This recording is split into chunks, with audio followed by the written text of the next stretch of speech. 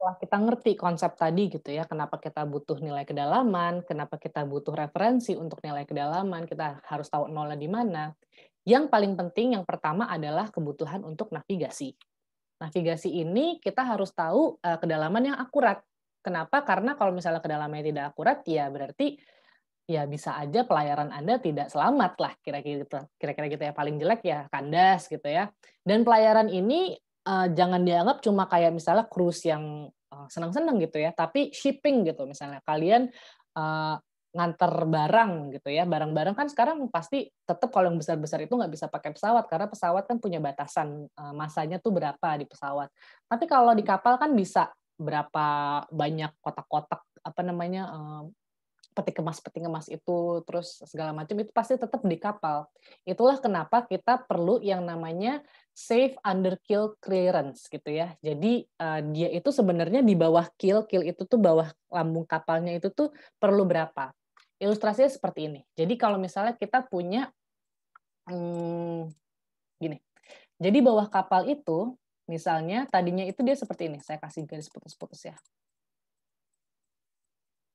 Nah, kira-kira kayak gitu aslinya. Dan ini pun dia sebenarnya tidak statik. Misalnya kalian kerja di pelabuhan yang utara Jawa. Wah, itu utara Jawa itu banyak banget kiriman-kiriman sedimen dari, sungai. Jadi ini tuh bisa lebih tinggi lagi nih, bisa, makin tebal lagi gitu ya. Nah, nanti kapan lagi makin tebal lagi. Itulah kenapa Anda butuh tahu ini, sebenarnya berapa sih volume yang perlu Anda gali gitu ya, agar si kapal ini tuh saat misalnya ini adalah saat dia itu lagi pasang. Misalnya dia surut nih, misalnya dia di sini, nah artinya kan dia bisa nabrak gitu ya, di bawahnya. Nah itulah yang namanya sih under keel clearance. Kita perlu clearance berapa, dan untuk UKC sekian, kalian itu sebenarnya butuh mengeruk berapa, setiap berapa kali. Nah, itu tuh. Jadi periode berapa dan kalian perlu ngeruk berapa amannya untuk biar kapal itu bisa lalu lalang. Kalau misalnya kita salah hitung, itu bisa kayak kejadian di terusan. Kemarin tuh terusan apa ya? Suez ya kalau nggak salah ya.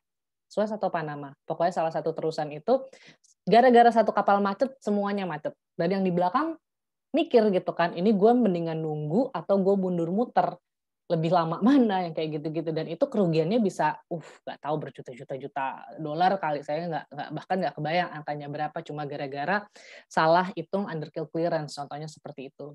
Dan kalau misalnya Anda ingat kuliah kita pekan lalu, itu ujung-ujungnya apa? Ujung-ujungnya kayak cut and fill kan sebenarnya konsepnya, tapi di laut. Tapi kita cuma ngomongin cut-nya doang, pokoknya kita pengen ngambil gitu, berapa banyak volume. Dan itu biasanya periodik karena, kiriman sedimennya juga periodik. Nah, terus untuk engineering, kita juga butuh untuk, desain, konstruksi, dan, operasi di, area-area maupun itu coastal itu adalah yang di pesisir atau di lepas pantai atau offshore gitu ya. Nah, menariknya, misalnya kita pengen bikin pelabuhan, tentunya di pelabuhan itu kita nggak bisa parkir kapal di sini gitu ya, di pantai. Jarang banget terjadi seperti itu. Kenapa? Karena pantai itu kan lagi-lagi ada pasang, ada surut. Misalnya surut, kita nggak mau kapal ini tuh sempet kandas gitu, dalam arti sempet nyentuh dasar laut gitu. Pengennya si kapal itu yang ngambang terus. Kenapa? Karena biar dia bisa pergi pulang, dengan apa ya, kapan pun lah kira-kira kayak gitu. Makanya kalau di pelabuhan kita bikin yang biru ini namanya jetty, ya.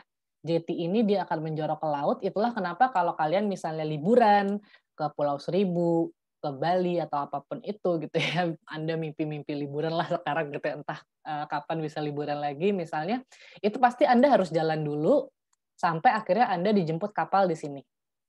Nah, untuk konstruksi uniknya, kita nggak cuma perlu misalnya ini adalah jetty Anda gitu ya. Nah, kita itu nggak cuma perlu, dia itu paling dalamnya berapa gitu ya, paling paling rendahnya berapa. Kenapa? Karena lagi-lagi kita perlu naruh jeti itu di area yang dia nggak akan pernah bikin kapal kandas. Pertama itu, jadi kita perlu tahu dia itu, paling rendahnya nolnya di berapa. Yang kedua, kita harus tahu paling tingginya berapa, gitu. Jadi paling tinggi dan paling rendah. Kenapa? Karena kita nggak pengen jeti kita kerendam air laut, gitu. Itulah kenapa, lagi-lagi kalau misalnya kita perlu survei, kita juga mesti tahu si pasang surutnya itu berapa. Jadi ada yang survei ke lautnya, ada yang survei khusus pasang surutnya. Nanti kita akan bahas mengenai hal ini gitu ya. Tapi tentunya kedalaman laut ini penting karena kalau kalian pengen bikin konstruksi jeti ini aja yang simpel aja, kalian harus tahu kedalamannya itu tuh berapa sih di setiap titik, kira-kira seperti itu. Nah, sekarang kita ngomongin dulu yang batimetri gitu ya. Nah, batimetri ini lagi-lagi dia itu adalah survei kedalaman laut. Dia itu tergantung dia itu sedalam apa areanya dan seberapa besar, dan kita pakai alatnya apa nantinya. Pertama kapalnya apa, kedua alatnya apa. Yang tadi gitu ya, yang tadi sudah saya bilang kalau misalnya dia itu memang masih bisa Anda bisa jalan di situ, ya pakai pol aja gitu ya, pakai, kayu misalnya yang Anda tanda-tandain gitu kan, ya udah dia akurat pasti, tapi pasti limited karena ya kalian cuma bisa naruh berapa titik paling kan. Kedua, kalau dia agak dalam gitu ya, ini sebenarnya udah jarang banget dilakukan, tapi dulu zaman Perang Dunia II gitu ya, Perang Dunia I ini masih cukup sering dilakukan juga untuk mengetahui kedalaman area, itu pakai lead line. Lead line itu tuh, lead itu apa ya, baja kayaknya ya. Jadi dia itu, tali di sini ya, kayak kayak apa ya, ya tali baja gitu dan ada pemberatnya. Jadi dia itu diturunin kedalamannya berapa, naikin lagi dan kebayang itu capeknya kayak apa ya. Jadi tiap naikin turunin. Dulu dipakai tapi sekarang udah jarang. Yang paling sering dipakai sekarang adalah yang namanya echo sounder. Kita akan fokus hari ini ngomongin echo sounder. Dia itu efektif, dia itu reliable, dia itu sering digunakan. Jadi kalau kalian ngomong echo sounder itu biasanya orang-orang yang kerja di apa ya, industri-industri yang berhubungan dengan kelautan biasanya mereka langsung ngerti. Dan si echo sounder ini tuh udah ada standar internasionalnya, dibuat oleh International Hydrographic Office gitu ya. Nanti kita akan bahas standar ini, dan ini adalah yang akan kita banyak bahas di hari ini. Lalu ada hal-hal lain juga, jadi kalau misalnya ini adalah kapal ya, yang kita memang taruh di surface, di permukaan laut, ada juga beberapa teknologi, contohnya LiDAR, dia itu cukup cepat, cukup reliable, tapi mahal, tapi dia juga nggak bisa dalam-dalam banget, gitu ya. Karena dia ada batasannya lah, kedalaman berapa dia masih bisa kerja. Lalu ada juga satelit. Nah, dia juga, tentunya dia simple ya, dan murah, karena dia bisa siapapun bisa pakai data satelit sekarang, gitu ya. Tapi dia itu yang paling tidak akurat di antara yang lain, karena bisa dibayangin dia itu sensornya paling jauh di antara yang lain. Dia itu kayak, ya di luar bumi gitu kan bahkan, kira-kira seperti itu.